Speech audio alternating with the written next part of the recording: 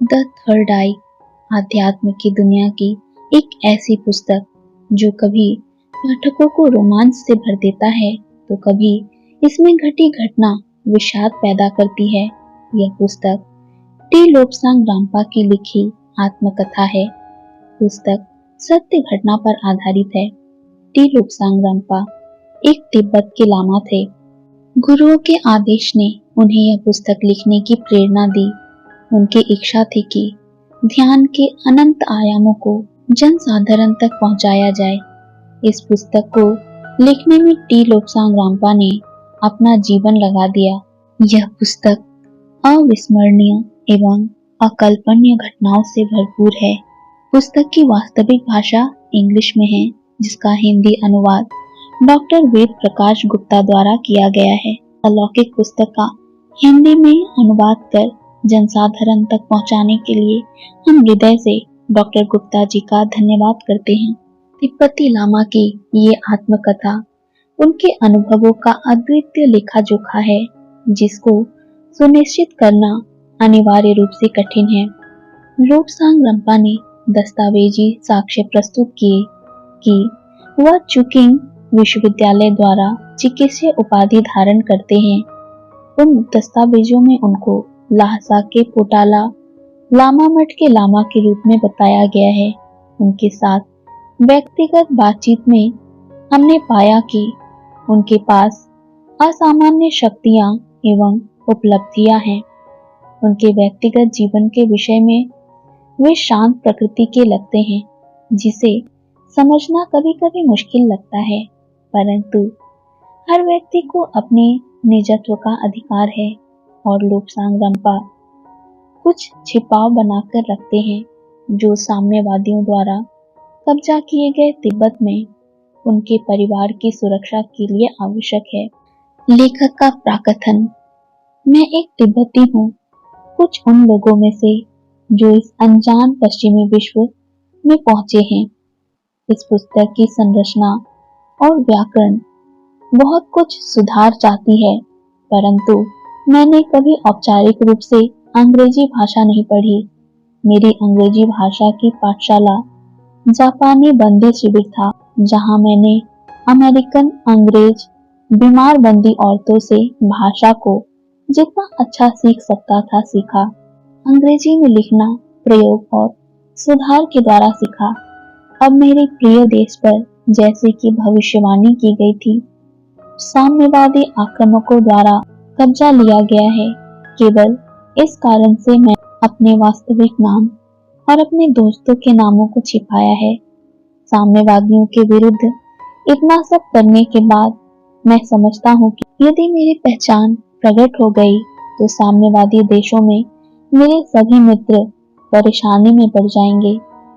मैं साम्यवादियों और जापानियों के हाथों में पड़ा हूँ। अपने व्यक्तिगत अनुभव के आधार पर मैं यह जानता हूँ कि प्रताड़ना क्या कर सकती है, परंतु यह पुस्तक प्रताड़ना के बारे में नहीं लिखी गई है, बल्कि एक ऐसे शांतिपूर्ण देश के बारे में है जिसको गलत समझा गया है और बहुत लंबे समय तक बड़े गलत ढंग से प्रस्तुत किया गया है। जैसा मुझे बताया गया है कि मेरे कुछ कथनों पर विश्वास नहीं किया जा सकता। यह आपका विशेष अधिकार है। कहानी शुरू होती है टी लोब्सांग रामपा के बचपन से। अध्याय 1।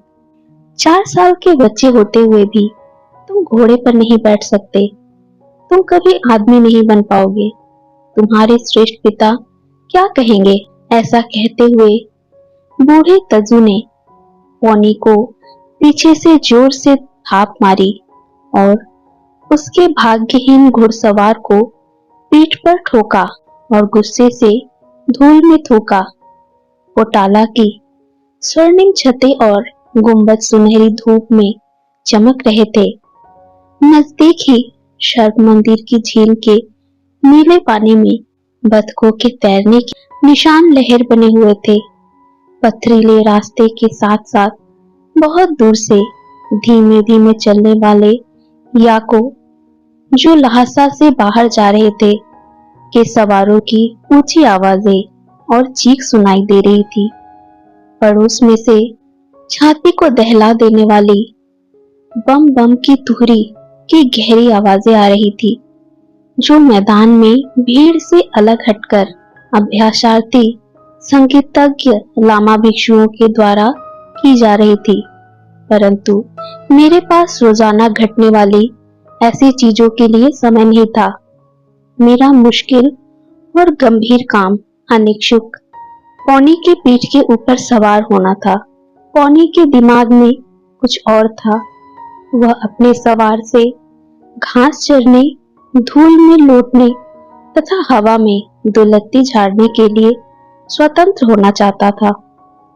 बूढ़ा तजु गंभीर और कठोर प्रशिक्षक था।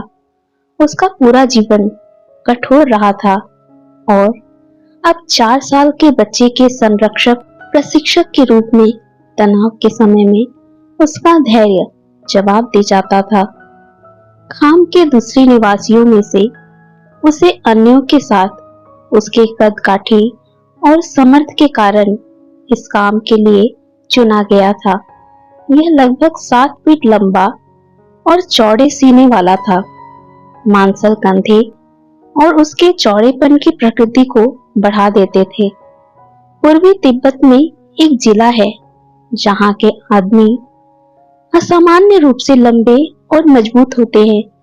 उनमें से कई 7 फुट से भी ज्यादा लंबे होते हैं, जिनको लामा मठों में पुलिस भिक्षु के रूप में कार्य करने के लिए चुना जाता है। अपने आकार को बड़ा दिखाने के लिए वे अपने कंधों के ऊपर गद्दियां लगाते हैं, भयानक दिखने के लिए अपने चेहरे को काला करते हैं और अपने साथ बड़े हथियार रखते हैं ताकि उन्हें किसी भी दुर्भाग्यपूर्ण बुरी परिस्थिति में उपयोग में ला सके। तजु एक पुलिस भिक्षु रह चुका था, परंतु अब वह एक राजवंशी के लिए रूखे संरक्षक के रूप में था। वह अधिक दूर तक चलने से बुरी तरह लाचार था। सन 1904 में ब्रिटिश कर्नल यंग हस्बैंड की अगुवाई में ब्रिटेन ने तिब्बत को रौंदा और बुरी तरह नुकसान पहुंचाया। हमारी दोस्ती और हमारी संपत्ति को पाने का और हमारे लोगों को मारने का उन्हें ये आसान तरीका लगा। तजु बचाव करने वालों में से एक था और इस लड़ाई में उसके बाएं कूल्हे का एक भाग गोली से उड़ गया था। मेरे पिता तिब्बती सरकार में अगुवाओं में से एक थे। उनका और मेरी माँ का परिवार तिब्बत के ऊपरी 10 घरानों में से था, इसलिए उनके बीच मेरे माता पिता का देश के मामलों में काफी प्रभाव था। बाद में मैं तिब्बत की सरकार के स्वरूप के बारे में और विस्तृत जानकारी दूंगा।